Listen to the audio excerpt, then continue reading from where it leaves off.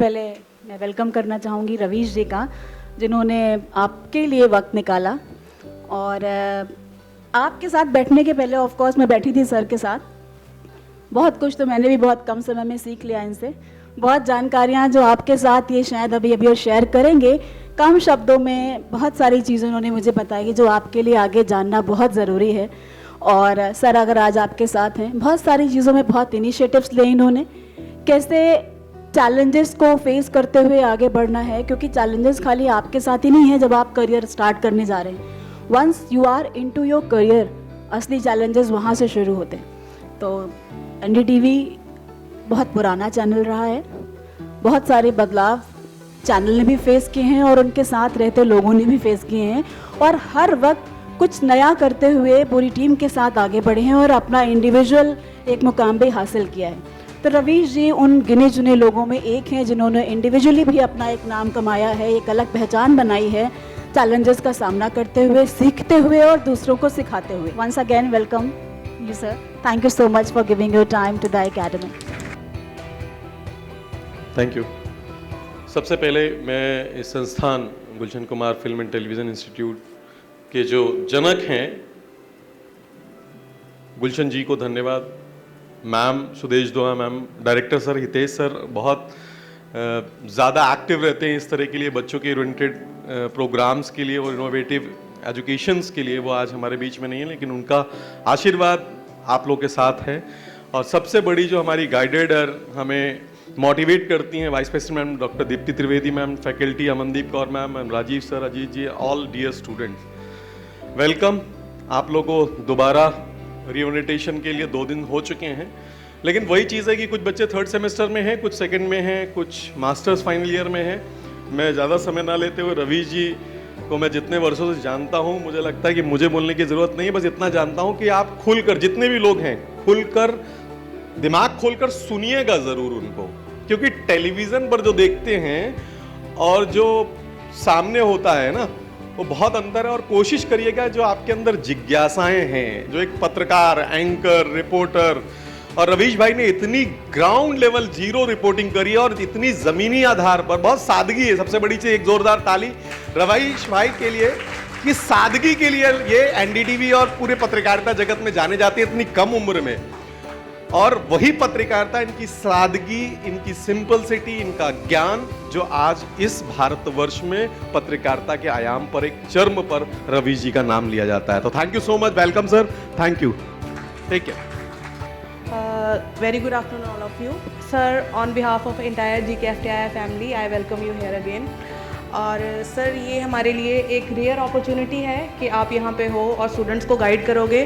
तो I would request the students कि जो भी आप लोगों की क्वेरीज़ हैं, जो भी क्वेश्चंस हैं, वो सर से पूछिए। जितनी मैक्सिमम नॉलेज हो सर से आज लेके जाइए, because it is a rare opportunity कि इस तरीके के मीडिया स्टार्स हमारे बीच में आते हैं। तो sir we are looking for more such collaborations with you in the near future. Thank you.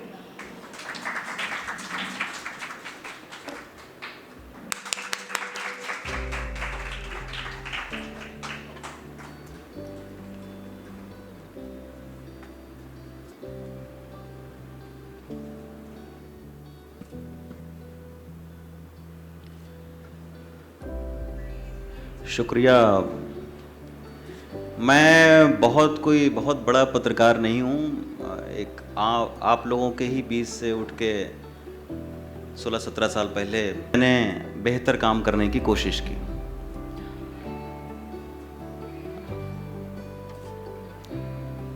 सबसे पहले मैं आप लोगों को 3-4 सुझाव देना चाहूँगा कि कभी हमेशा हर दिन में 5 मिनट कभी ये सोचिएगा कि मैं क्या करना चाहता हूँ ज़िंदगी में। अगर आप पत्रकारिता करना चाहते हैं, पत्रकार बनना चाहते हैं, क्यों पत्रकार बनना चाहते हैं, ये बात भी अपने आप से पूछिएगा।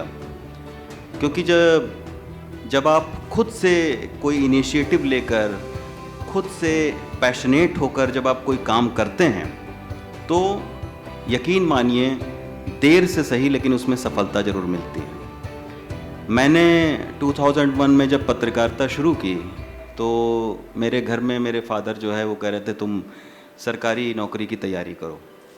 उनके दिमाग में पत्रकार की एक छवि बनी हुई थी कि 70s के दशक के दाढ़ी रखे हुए एक खादी झोला ले टंगे हुए फिल्मों में जा रहे हैं और फिर बाद में उनका मर्डर हो जाता है सच्चाई से लड़ते हुए है, ज़िंदगी भर अभाव से जूझते हुए।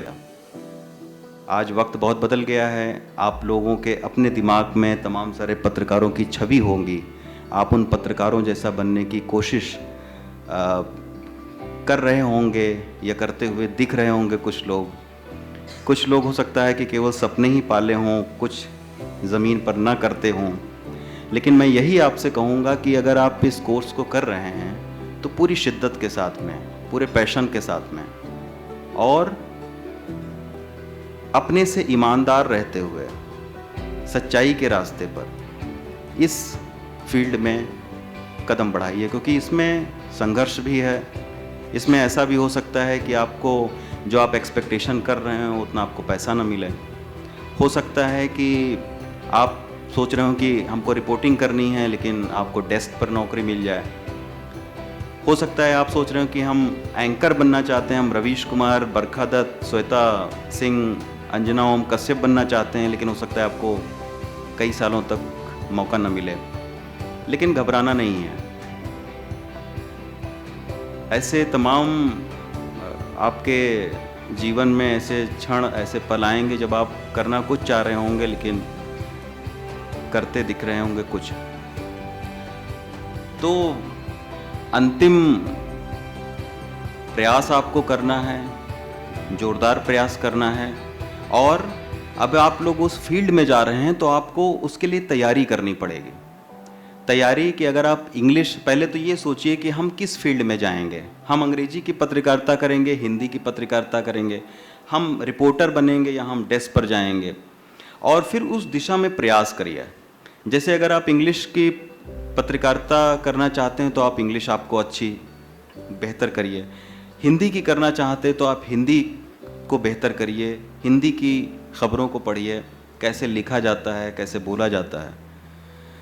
तो तैयारी करिए ताकि जब आप कल को जाएं किसी संस्थान में तो ये ना कहे यार किसको मैंने भर्ती कर लिया, इसको ना हिंदी ठीक से लिखनी आती, ना अंग्रेजी, ना इसको बोलना आता है। तो हम लोग भी उस फेज से गुजरे हैं। हम एक छोटे से शहर से आए हुए थे, छोटे से घर से थे, आत्मविश्वास अपना डगमगाया हुआ था। दो लोगों के सामने अगर बोलने को हो जाता था तो छुपते थे, लेकिन उसकी तैयारी हमने की।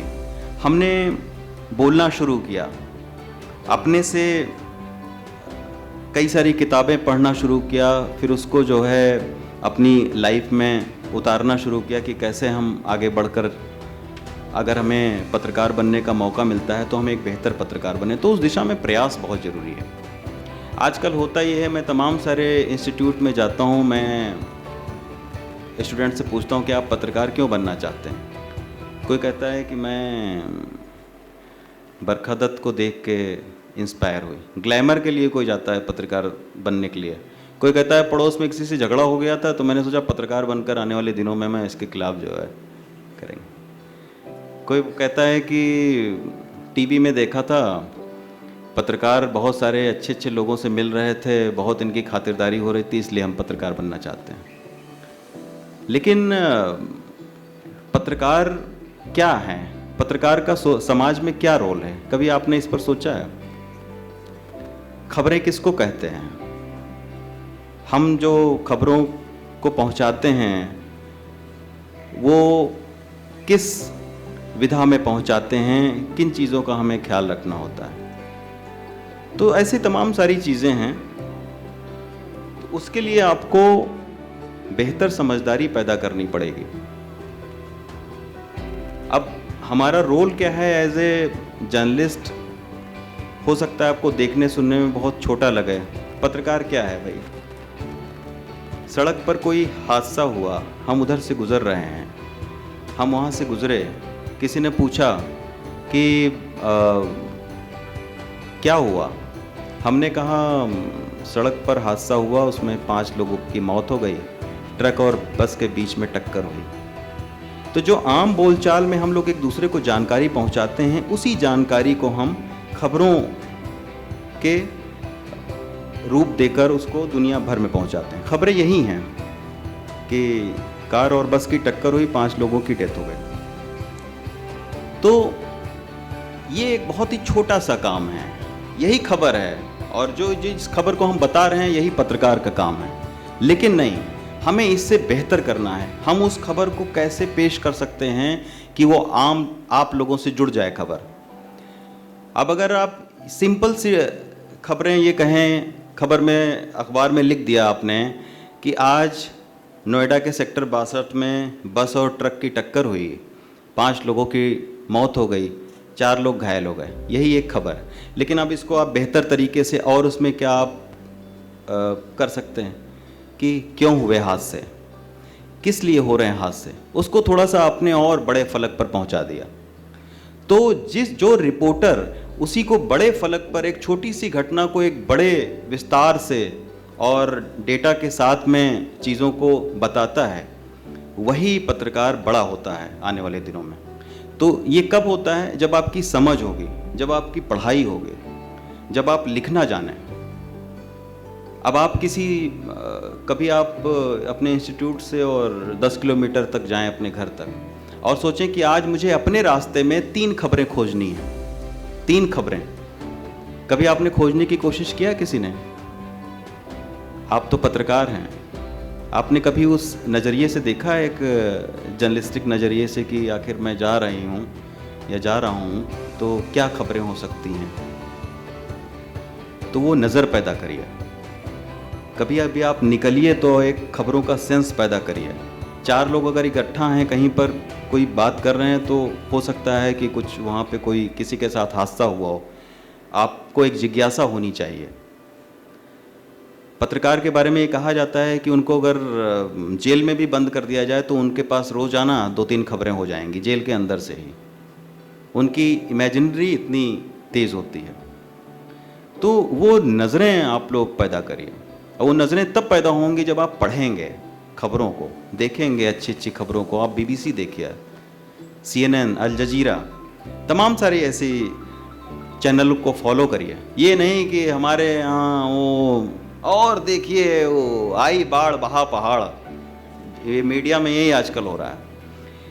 अगर आप पूरा आधे घंटे का आप कभी देखिएगा अपने उसे, आपकी कोई खबर देखिए आधे घंटे, अभी रूस यूक्रेन का युद्ध चल रहा है, खबर ये दिखाई देगी कि बस रूस का हमला हुआ यूक्रेन पर, उसी को देख रहे, पूरी जानकारी नहीं बताई जा रही है। अरे भाई, हमला क्यों हो रहा है, कितने दिनों से लड़ाई चल रही है? कोई चैनल ये बता रहा हो आपको कि 1.5 महीने हो गए, रशिया के 70,000 सैनिक मारे गए, यूक्रेन के 1.5 लाख सैनिक मार दिए गए, ये आपको कोई जानकारी नहीं देगा। लेकिन वो इसलिए क्योंकि हम और आप उसी को देखना पसंद करते हैं। हम चाहते हैं कि बाल झटक के कोई एंकर आए और कील ठोंकते हुए, आज यूक्रेन ने रशिया पर मिसाइल डाली, आपने लेकिन कभी आप विदेश का चैनल आप देखिए, अल जजीरा देखिए, CNN देखिए, BBC देखिए, जिनके ब्यूरो ऑफिस हैं यूक्रेन में, उनका रिपोर्टर खड़ा होकर कितने अच्छे तरीके से, कितने सादे तरीके से, कितने रेशनल तरीके से अपनी बात को रखता है। हमारे यहाँ क्या हो रहा है? ब्लड प्रेशर आपका बढ़ाया जा रहा है ताकि आपकी निगाहें जो हैं वो स्क्रीन से हटें ना, कुछ भी ऐसी चीज़ें की जा रही हैं। तो मेरा बस सजेशन ये है कि आप लोग नौजवान हैं, आप लोग कल को जाएंगे इस फील्ड में, तो गांधी जी ने एक शब्द कहा था कि साध्य और साधन में पवित्रता रखना। कभी भी सफलता के लिए ना शॉर्टकट का इस्तेमाल मत करना, हमेशा दोनों ही चीज़ें पवित्र होनी चाहिए। हो सकता है उसमें आपको वक्त लगे सफलता हासिल करने में, लेकिन आपकी उससे क्रेडिबिलिटी बनेगी। NDTV में क्यों क्रेडिबिलिटी NDTV की है आज की तारीख में? वो हमारी वजह से, क्योंकि हम क्रेडिबल हैं। हमने आज तक किसी खबर के लिए समझौता नहीं किया। हमें तमाम सारे लोगों ने पैसे देने की कोशिश की, तमाम सारे लोगों ने तमाम प्रलोभन देने की कोशिश की कि भाई साहब खबर को इस तरीके से आप कर दीजिए, ये कर देंगे। लेकिन नहीं, कहीं ना कहीं आपको अपनी लाइफ में, अपनी ज़िंदगी में लक्ष्मण रेखा खींचनी पड़ेगी कि हम कहाँ तक जा सकते हैं, कहाँ तक नहीं। हर चीज़ प्रोफेशनल की अंधी दौड़ में आपको ऐसा नहीं भागना है कि बस कोई किसी भी तरीके से कुछ भी हम कर लें। एक शेर है बहुत अच्छा सा, कि खूबसूरत जिस्म हो या 100% का ईमान, बेचने की ठान लो तो हर तरफ बाजार है। और जब इस शहर की कोख में रास्ते ही रास्ते हों तो मंजिलों को खोजना और भी दुश्वार है। तो ये मंजिल बस यही है कि आपकी एक खबर से किसी रोते हुए चेहरे पर मुस्कुराहट आ जाए। कोई एक गांधी जी ने कहा था ना कि अंतिम व्यक्ति की हमें आवाज़ को सरकार तक पहुंचाना है, ये होता पत्रकारिता। आज की तारीख में क्या हो रहा है, सरकार की आवाज़ को आप तक पहुंचाया जा रहा है। ये पत्रकार का काम नहीं है।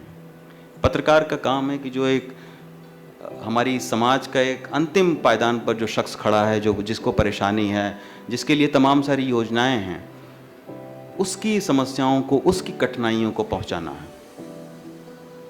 और कभी भी पैसे के लिए, कभी भी शोहरत के लिए, शोहरत तो देखिए अपने आप आपको मिल जाएगी। जब आप बेहतर काम करेंगे ना तो शोहरत आपको मिलेगी। और अच्छा पत्रकार बनने की सिर्फ एक शर्त है, सिर्फ एक शर्त है कि अच्छा इंसान पहले आप बनिए। जब तक आप अच्छा इंसान नहीं बनेंगे तब तक आपके अंदर अच्छी संवेदनाएं नहीं रहेंगे। जब तक आपके अंदर अच्छी संवेदनाएं नहीं रहेंगे तब तक आप एक बेहतर खबर नहीं कर सकते हैं। तो सबसे पहले खबरों को करने के लिए एक अच्छा इंसान बनना चाहिए, और बनना चाहिए आप लोगों को। अगर आप अच्छे इंसान नहीं बन पाए ना तो आप नहीं अच्छे पत्रकार बन सकते हैं। ये मेरी बात अब लिख के ले लीजिए। अच्छे पत्रकार इस सेंस में मैं कह रहा हूँ कि समाज के उन वर्गों तक आपको लोग पूछें कि ये नहीं मैं कह रहा हूँ कि ग्लैमर की दुनिया में आप बहुत, क्योंकि वो तो कोई भी स्क्रीन पर आ जाएगा। अगर सड़क का एक कोई चलता फिरता आदमी भी जिसको कुछ नहीं पता है, वो भी अगर इस टीवी स्क्रीन पर आ जाएगा ना तो फेमस हो जाएगा। लेकिन वो मापदंड नहीं है। मापदंड ये है कि आप सोसाइटी को कितनी चीज़ें दे रहे हैं। आप सोसाइटी को इस स्क्रीन पर बैठकर गाली दे रहे हैं या इस स्क्रीन पर बैठकर सोसाइटी को आप अच्छी बातें बोल रहे हैं। ये होता है। आजकल क्या होता है कि जो टीवी स्क्रीन पर दिख गया, बिग बॉस में दुनिया भर की गाली दे के फिर भी लोग पहचान रहे हैं उनको। अरे ये हैं, कितने बड़े हीरो हैं। उसने गाली देने के अलावा कुछ नहीं स्क्रीन पर किया। आपको शायद सिखाया नहीं होगा, आपको आपकी दिशा ही भटकाई होगी कि ऐसे भी सफलता पाई जा सकती है। लेकिन वो हमारे हीरो हो जाते हैं क्योंकि वो इस स्क्रीन पर दिखते हैं। तो आने वाला हमारा कल आप लोग हैं। भविष्य पत्रकारिता का अच्छा हो, जर्नलिस्ट आप शानदार बने, क्योंकि आज की तारीख में हम जहाँ से शुरू किए थे हम उससे नीचे जा रहे हैं, हम उससे ऊपर नहीं जा रहे हैं। तो आप लोगों के कंधे पर एक बहुत बड़ी जिम्मेदारी है कि आप एक बेहतर काम करें।